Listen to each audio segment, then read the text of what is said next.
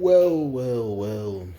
Welcome to the realm of Millenia. Be ye man, woman, child, spirit, creature, or demon. Be ye a native migrator, or maybe even an invader into the realm. Welcome, for I am your host, the MILLENIANmailmen, here today, bringing you guys, pals and gals, another hot take hump day. And I'll be world building for you long after you have already begun to acclimate and fit in. So go ahead, sit back, relax, and please do enjoy. Week 27 Devil's Advocate hot take. The hot take for today is that objective truth isn't about true or false. Anyone trying to say otherwise is just lying to sway you with a little extra seasoned propaganda.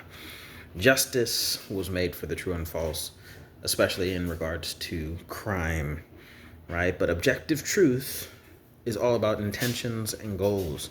Believe me or don't, it's not going to change the fact that objective truth and what I just said stands for is still true, right? And I have not labeled a single one of these points, so I'm just gonna have to read down it. Okay, but the first one is that objective truth is more so a conversation about consistency, right? Because objective truth, as the hot take is saying, isn't about true and false, right? True and false has true and false, not truth and falsehood, right? I can understand the misconception here, but they are not one and the same, and they are not interchangeable, right? You cannot interchange truth with true and false with falsehood, especially not in the narrative inclusion of the second word here that begins and predicates the word truth and falsehood in these scenarios, the word objective, with objective as a predecessor to the word truth instead of true. It becomes an entirely different conversation, right? Objective truth is about consistency. It is more so about the intentions and the goals behind what is being talked about, which is one of the pitfalls of a lot of these podcast debates going around in the male to female sectors, as well as a lot of these publicized debates and conversations being had amongst people, right? Objective truth is more so about establishing the conversation and what is to be talked about. And that's getting lost nowadays, but let me read on. Objective truth is a conversation more so on consistency. People have gotten so absorbed in the normalizing of the term that the phrasing of objective truth has lost its meaning to the point where the phrasing of objective truth is just being more so used to directly push narratives without the actual understanding of what the objectives of the truth being told is about. The objectives amidst the truth is being lost, right? Because objective truth is there to establish a goal, a central value, and to highlight the consistent relevancies in accordance to the truth of whatever matter in regards to the objective you're talking about, right?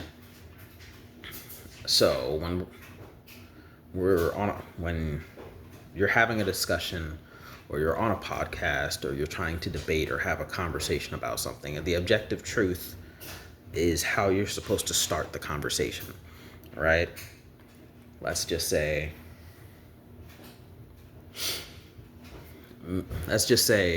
me and my brother get into a conversation about abstinence, right? I say it's good to be abstinent, and he's questioning and wondering why it's not so good, or why it's not so good to not be abstinent. Why can't he just be a male horn dog and that be okay, right? My objective truth of the matter is sex and abstinence, right? All the good things and benefits there are about this. And his objective truth is about all the good things of being promiscuous, right? Those are our respective objective truths. Regardless of whether or not we agree with each other, we have to establish that as our objective truth before we move forward with the conversation. I think it's good to be abstinent. He thinks it's bad to be abstinent. That is our separate objective truths. Neither one of us has to be true, right, or wrong, but it's an establishing a baseline of what side we're on and how we're talking about this, right? Because it could be an entirely different matter if he and I both agree that abstinence is a good thing, right? That's our shared objective truth. Now we further the conversation with the same understanding of where we're starting our baseline conversation, debate, or discussion from here on out.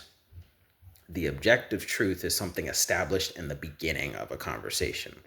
So it has always been mind-boggling that there be these 2-hour debates, discussions, and it's not until 3/4 of the way through the podcast or whatever that anyone even mentions the objective truth. And it's not mentioning the objective truth in order to get back to the beginning. It's a mentioning of the objective truth as a first time mention. It's like, see, the objective truth of the matter is like, the objective truth of the matter should have already been established in the very beginning. The fact that you're getting all the way to the end of the conversation, the debate, the time limit, and you're just now trying to establish an objective truth, be it intentionally or coincidentally, is all wrong and out of whack, right? Because you trying to establish an objective truth later on in the discussion is a whole inconsistency in and of itself, right? That's like trying to do calculus math and PEMDAS out of order, where you have to work inside the parentheses, do your multiplications and then your additions, or your additions and your multiplications and divisions and all that, okay? You first work in order of the PEMDAS first, and anything you do outside of that order will get you to the wrong answer. It's guaranteed. If you don't do these things in the proper order that you're meant to do them, you will always reach the wrong answer, even though you had everything right, everything made sense on paper, but the moment you tried following through, it just tore asunder. It didn't make any sense, right? Why does these conversations never make any sense? Because it's all out of order. It's all out of whack. It's like, it should have worked. Yes, it could have worked, but you did it out of order, right? If you're following a recipe and the recipe says to do everything in this order and you choose, nope, I'm not going to do it in that order. I'm going to start with this section first, that section next, this section second. I almost died eating this food, but I followed the directions. You didn't follow it directions in order, though. Yes, you did follow the directions, but you didn't do it in order. The same thing here with objective truth, right? Objective truth isn't about the true, the false, right or wrong. Leave that for justice. Leave that for true and false. Objectively true and objectively false. Objective truth with a TH, objective truth and objective falsehood is a conversation interchangeable with consistency and inconsistency. Objective truth is interchangeable with the word consistency, and objective falsehood is synonymous with inconsistency. So when we're talking objective truth, it should always be at the very beginning of a conversation, because that is your baseline of how you and your opponent, your partner, should be continuing and furthering this discussion and conversation or debate. You establish an objective truth between you two as joint. You both agree this is the truth. or you establish that this is what I know to be true and you will understand or respect it moving forward in this conversation. And that is your objective truth. And I will look to target my questions, my rebuttals in accordance to the objective truth you're trying to establish, right? And that is something that is very much prevalent in even the court system, where the best way you can go about things is, I do believe I said this before, but in court, every position in a courtroom has a particular role, and aside from the judge and the jury, the actual lawyers themselves are there to be biased, and biased specifically for the role of the client, right? So to think of it another way, the objective truth versus things objectively true is specifically there in order to establish, again, that justice piece. Justice was made for the true and false, right? Especially in regards to crime. So objectively true things, or objectively false thing is, I object, Your Honor. Objectively true. You're trying to establish this person is guilty, this person is not guilty. That is objectively true and objectively false. Lawyers are going to use that, and the court, from the judge, the jury, and any other witness and evidence, is there to support those logical, specific, true or false things, right? But the second aspect of every lawyer is an understanding of objective truth and objective false, the consistency versus inconsistency. Let's say a defense attorney is there to establish, okay, it doesn't look like my guy is going to be deemed innocent, and it very much looks like he's going to be guilty. So I'm going to fall back and rely on objective truths of consistent narrative, of a consistent story, in order to defend him as much as possible. Him, her, non-binary, whatever. The objective truth is going to protect them as much as possible. No matter what is said, no matter who's this, that, or the third. The objective truth is there as the final line of defense. That is the narrative, a consistency, in tandem with intentions and goals. The goal is to establish that he doesn't deserve anything. He doesn't deserve all of this hate, all this disdain, and all the punishment you're bound to be throwing in his face, right? That is the objective truth. The intention is clear. The goal is clear. Get him off scot-free. Oh, he's probably not going to be scot-free. The line of defense says, I will protect him from as much as that damage as possible. That is the objective truth, right? Excuse me. But people, I don't want to exclusively limit it to that, because people, even in regular day-to-day, especially as myself as a debater, I talk a lot and I like to ramble on plenty. You don't necessarily have to be highly educated in order to understand objective truths, right? Objective truths happen every day, and that is the truest form of baseline conversation. It's a baseline understanding, right? Objective truth is developing that pattern recognition, that pattern of consistency being used in conversation, period. I don't know how else to really say it and describe it. It's a baseline. Objective truth is baseline. It's not about true and false at all. Objective truth is establishing that pattern of consistency.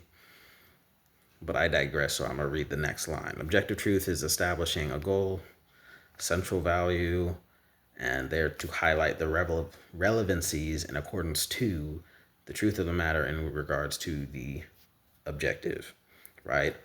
For example, quote, objective truth about, say, progressivism is blank blank, and here's all the supporting evidence and explanations, end quote, right? That is where you would take the opportunity of, after establishing what that blank blank of progressivism is, in order to take that opportunity to rebuttal the on topic discussion without steering away from the established objective, right? So if we want to say progressivism is all about innovation, the objective truth about progressivism is about innovation and a technological advancement and shared equality, right? If you're going to further this conversation, you have to address the evidence that person or that side gives in order to support it, along with their explanations, right? And after you establish that to be the objective truth about progressivism, the way you rebuttal that is by poking holes and being like, okay, if that is true, then question, why is it that this and that? Why is it this and that? If that is true about progressivism, if that is the objective truth about progressivism, then why is this, that?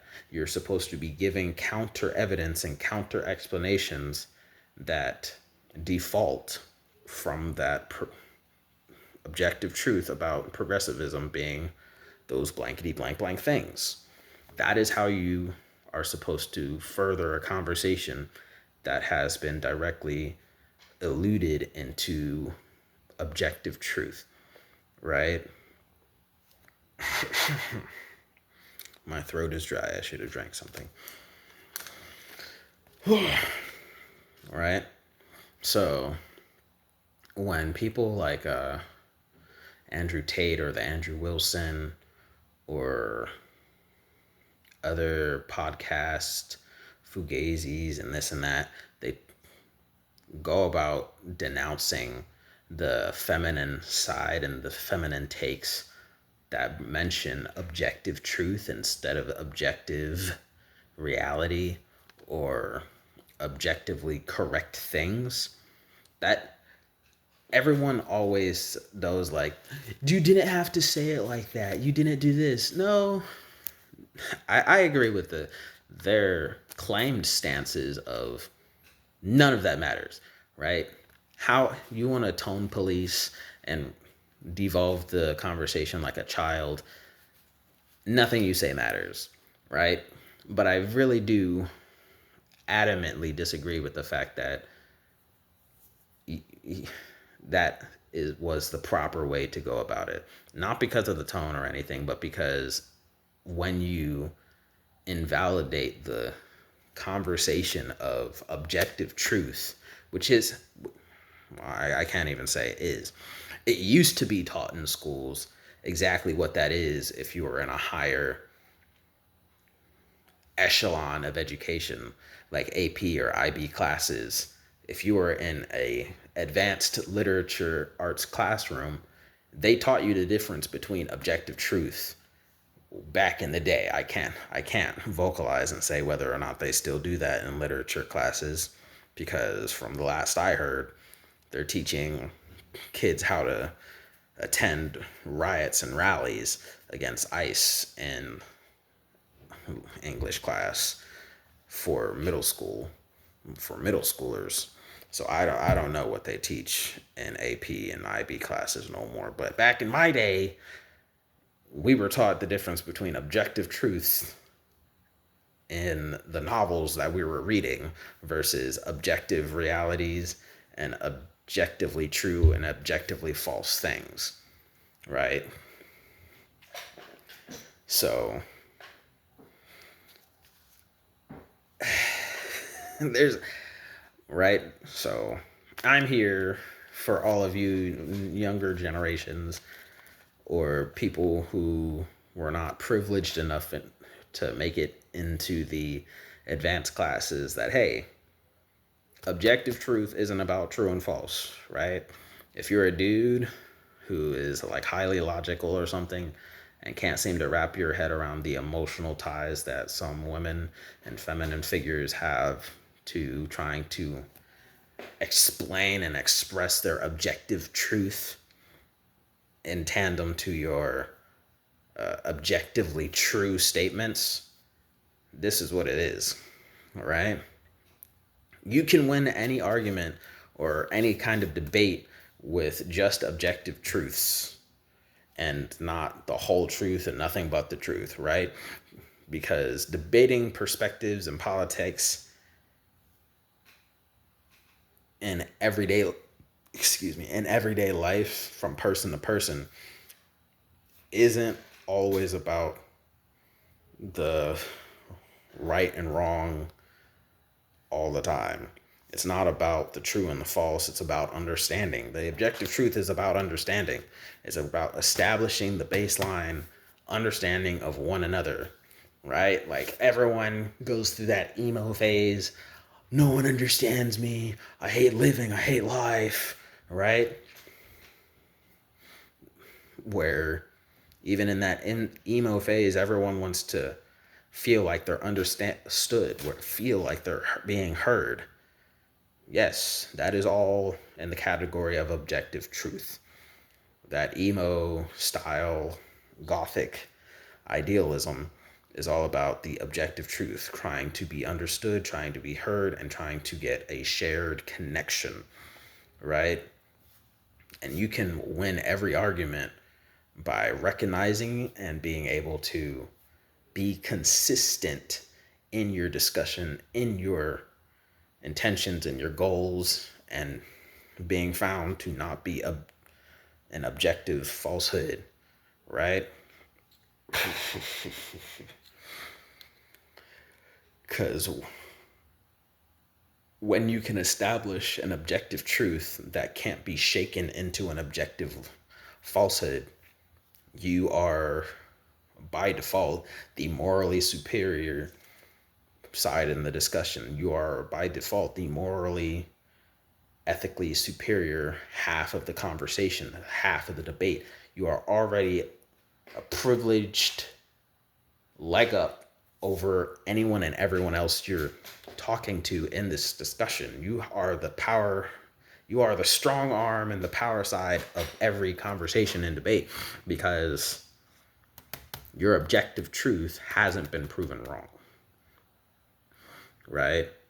And the biggest, I'd say, pitfall of a lot of men, because this objective truth stance is a bit more of a feminine, not a feminine take. It's more of a feminine expertise. It's a feminine specialty, right? Because this objective truth is a bit more of a feminine specialty, a very big pitfall in a lot of men, be it men in relationships, be it men in general talking about things, is that there's some sort of stereotype about how women are more ethos related and emotional than the men who are a lot logical and calculating to a degree, right? So men trying to bring in so to say it another way, men are more geared and wired to being objectively true over objective truths, and women are more geared to immediately make that foundational objective truth over prioritizing objectively true or objectively false things, right? But seeing how you don't need any of the objectively true in order to win an argument, women by far and large are winning a lot of the at-home discussions and a lot of families dynamics, unless they're a bit more submissive than others. Women by far and large often win the at-home discussions because they are the superior in establishing an objective truth and following through that, right? They don't ever need to bring up anything true or anything false because they are always the core of the objective truth in all the discussions at home. because the dudes are just ignorant and overlook the necessity of having that objective truth in this discussion. The men naturally just try to shut down the objective truth with the objectively true things, which naturally can have certain sways, but by far and large don't ever have as great an impact as one might think they should, because they weren't presented in a timely manner, right? Which is where we get that clash of what everyone comes to believe is like tone policing. Like, you didn't have to say it like that. You didn't have to right? And everyone's not always on time, right? There are a lot of karma and time constrained, fate, destiny, this, and how it's like, it's just not your time, sweetheart. It's just not this, it's just not that, right? There are plenty of people who are out of sync with one another, right? But by far and large, objective truth isn't about true and false, right? Objective truth is a baseline. And there are, especially in now the information technological age of advancement,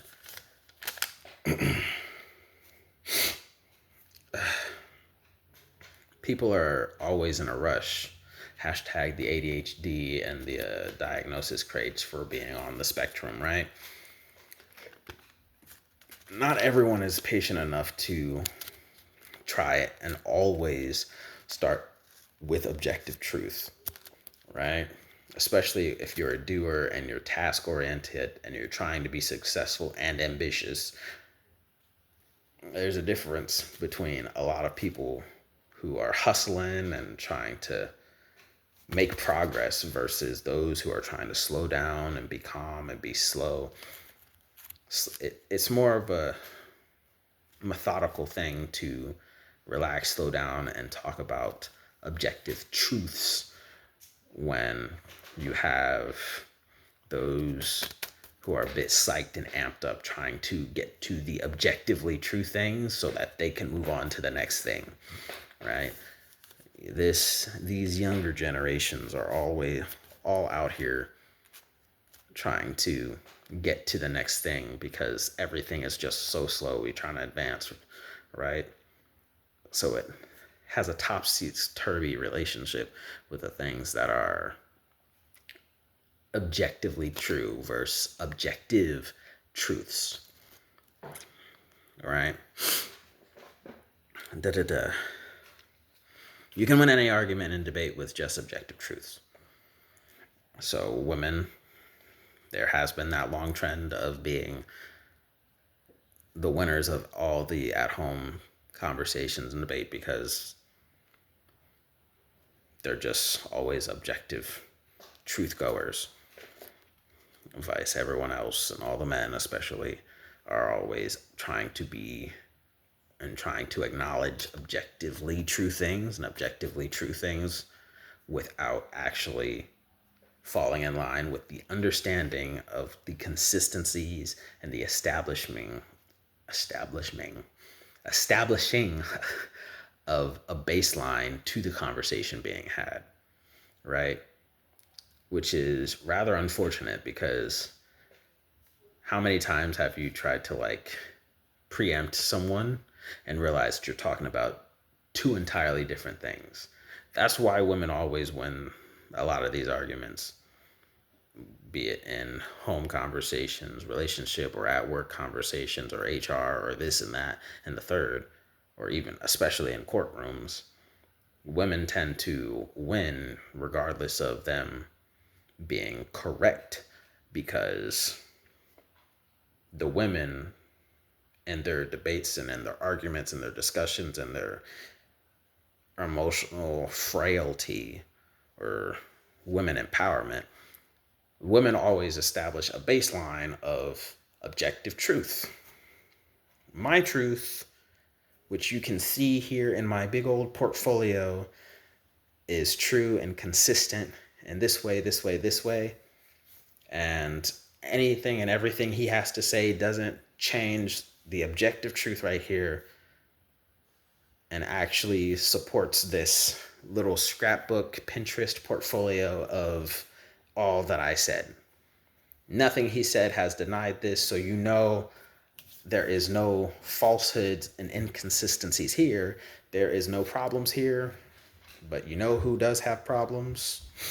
He does. He has problems, and half of the things that are found problematic with his rendition of things supports mine. Did I have to display any evidence? No.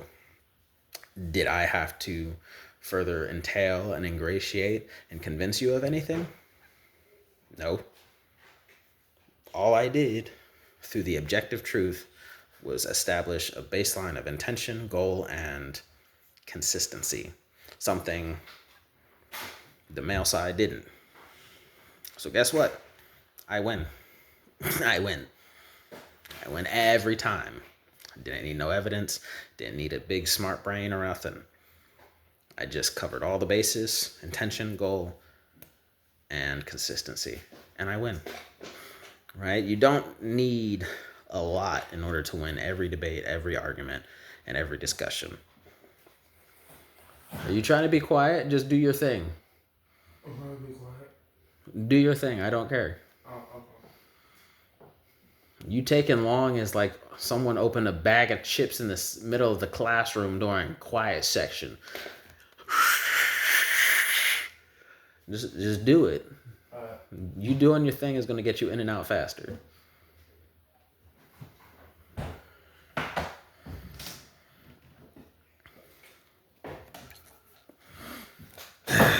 Where was it?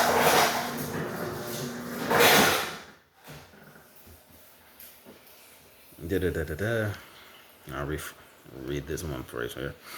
You can always win any argument with just objective truths, was the core of that piece. But moving on.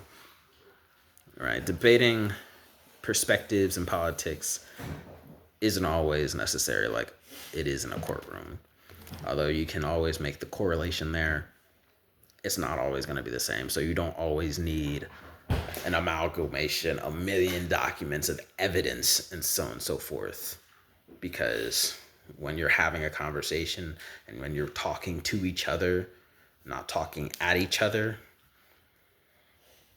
it's really imperative that you get to the point.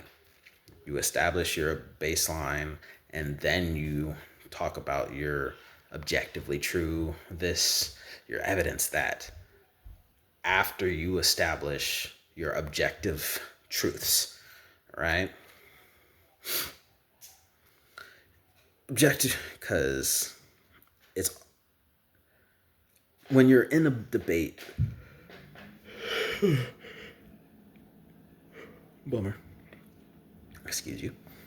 Because when you're in these debates, be it regular discussion, regular discourse, or even turning something political, it's a measure of competence to see whether or not you can actually win or be convincing when you just leave it at the objective truth level, right?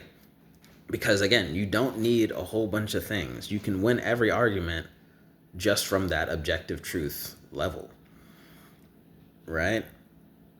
So when it's a true measure of conversation competence, right? Communication competence, rather. Yeah. It's a real good measure of communication competence when you can win a debate or a discussion based solely on objective truth. And that's something I actually personally take into account of trying to figure out whether or not the people around me are ever trying to weaponize some sort of level of incompetence, right? Because when I have conversations with people and I see that they are well articulated enough in order to win conversations, especially with me, if you can win me over with a discussion that stays at the level of an objective truth, if you can win me over, you're not an incompetent person. You might not be the smartest person in the room, but you're not an incompetent person at all, because the way you talk and the way you articulate yourself, even if you're don't got the best vocabulary, you are not an incompetent person, because you're able to understand, follow through, and read the room as far as an objective truth goes, right? So if you have all these things and you're not incompetent, that means you're trying to weaponize some form of ignorance when you say something really stupid. And I notice it's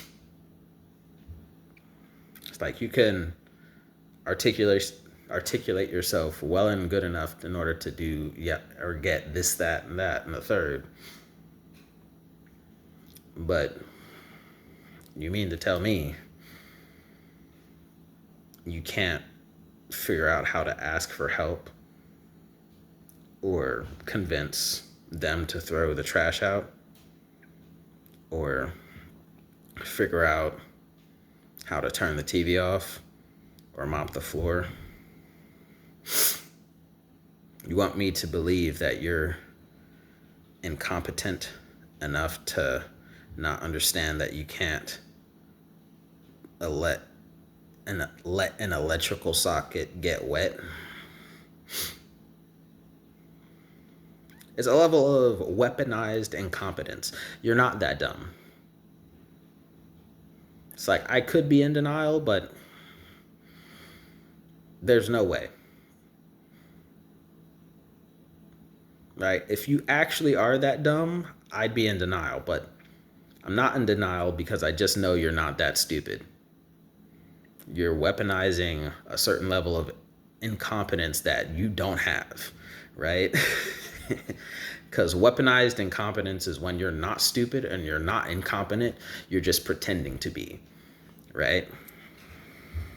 So you're definitely trying to weaponize incompetence because you're not that dumb enough to let something like that happen.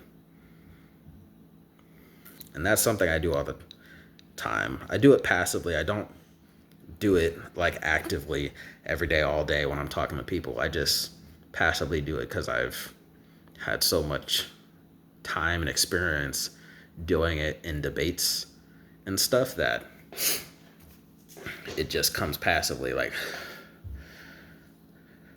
I know he didn't just say that dumb thing. It's like, you're messing with me. You gotta be messing with me right now. No, you gotta be messing with me, dude. There's no way you're not messing with me because I know you're not this dumb. I'm gonna be optimistic and pretend you're this dumb for a certain amount of time, but past that, I know you're messing with me. Right? And that's just how it be sometimes. But anywho's, right? And okay, here's an example, right? Let me tell you, right? I have beef with both the left and right wing, right? I got beef with the Democrats and the Republicans. I got beef with the conservatives and the liberals. And that's why I am a neutral party, right? But on paper, I'm a Republican because by far and large, there is a certain level of weaponized incompetence that goes around the Democratic Party that just pisses me off, right? The Republican Party is never scared to be like, yes, yep, we're dumb. That was a dumb. We pulled a dummy. We're sorry, but we pulled a dummy. And I like that honesty, right? I hate a lot of things the Republican Party stands for, and I hate a lot of things that the Republican Party does and openly says they want to do. I feel that way every day and every time I look at their list of desires and expectations. I feel that way every single day. But one thing I can never be mad at is their ability to hold themselves and other people on their roster accountable. Like, oh, we screwed up. We're sorry. We're going to do our best to fix it, if we even can. Right? That's the Republican Party. The Democratic Party is very much adept in the lies, deception, deceit, and cover-up. Democratic Party covers up their past and says, leave it there, never get back to it. Right? Even though you, in order to safely go into the future, you need to not dig up the past, but get rid of it. Right? Democratic Party isn't often willing to get rid of the things in their past because one way or another, they feel like they benefit from some of those things, right? And by far and large, the biggest thing a part of the Democrats' past that I can't let go until they actually admonish was the fact that the Democratic Party was the one that was on the wrong side of the Civil War, opting for slaves, right? It was the Democratic Party that said slaves, that people should be able to keep their slaves. And as someone who actually comes from an ancestry of once slaves who lived on Jones Plantation, excuse me? Right? What do you mean you don't want to denounce having a history of being slaves? What do you mean you won't denounce the fact that most KKK members were not Republican but Democratic? What do you mean you don't care to denounce the fact that, like, the high-arching white supremacist bishops were always Democrats and not Republicans? What are you talking about? Right? What? Hold up. Right? A lot of these Democratic Party spokesmen are consistently incompetent despite having some of, like, the best models and the best structures and the best talking points a lot of the times, right? But the Democratic Party spokesmen often, in my book, they often display a certain level of incompetence, which is like, by golly, because they constantly contradict themselves. Remember, objective truth is all about consistency, right? And the Democratic Party refuses to be consistent on anything but deny. It's like, you make it hard to love and support you guys, because when you do this, what continuously happens is, like, say I try to do my thing, because despite identifying as a Republican, I am oftentimes a denouncer of a lot of Republican Party ideologies and belief. Like, hey, that's stupid, that's dumb, here's why. And yet, for some reason, it's the Democratic Party stabbing me in the back and doing the punch ups, punch down, uppercut, right hook, left hook wombo combo on me as I get kicked in my Johnson & Johnson family companies, trying to admonish the Republican Party in support of the Democratic, liberal, and progressive ideologies and movements. Like, this is right here is why I identify as neutral party. I might say Republican on paper, but I am neutral party for sure, right? I have to remember exactly why I have zero remorse when people come out on the news or come and go viral.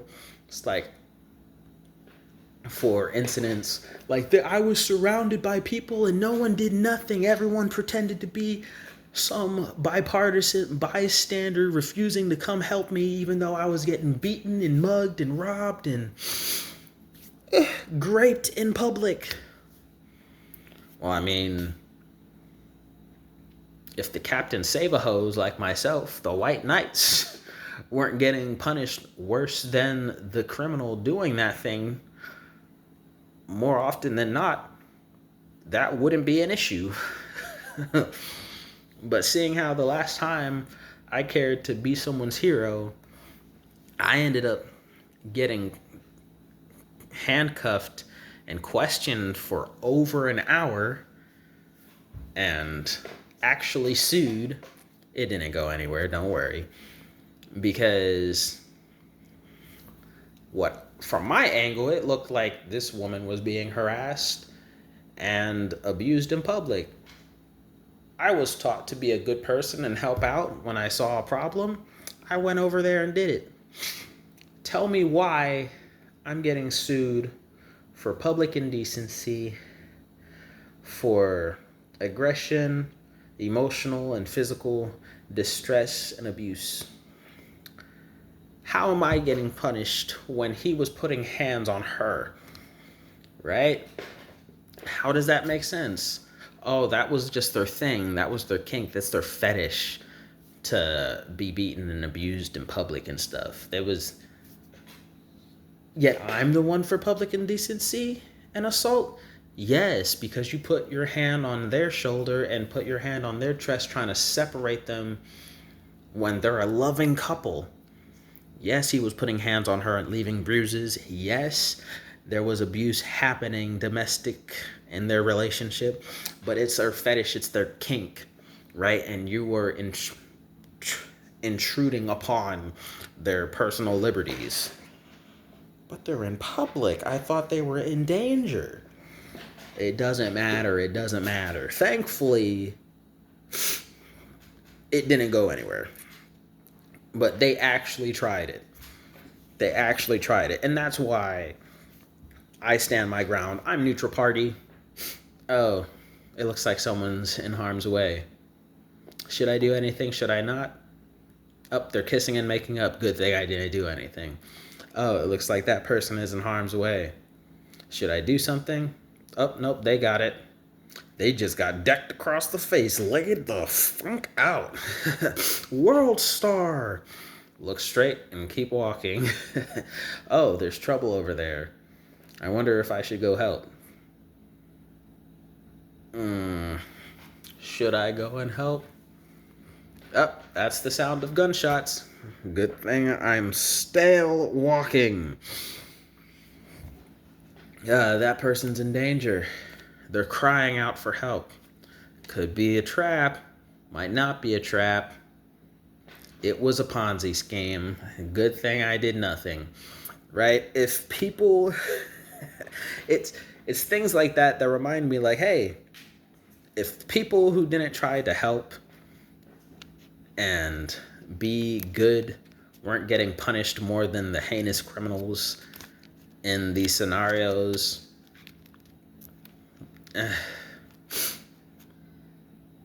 I'd actually want to do more good in the world. But seeing how the people are so terrible, that's exactly why. That is the objective truth as to why I personally don't interfere with things that go on in the public. That's why I'm going to be an innocent bystander in anything and everything going on. Because I've just been hurt so much when I tried to intervene and be of assistance. Wipe my non-existent tears. Yep. That is my objective truth.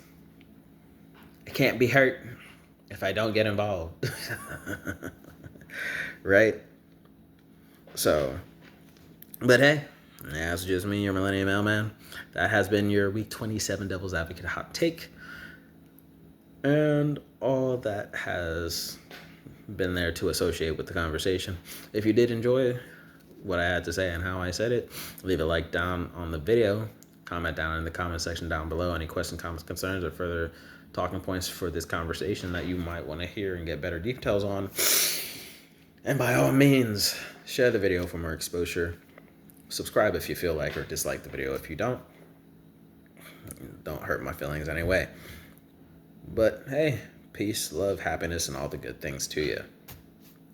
Goodbye. Objective truth, man.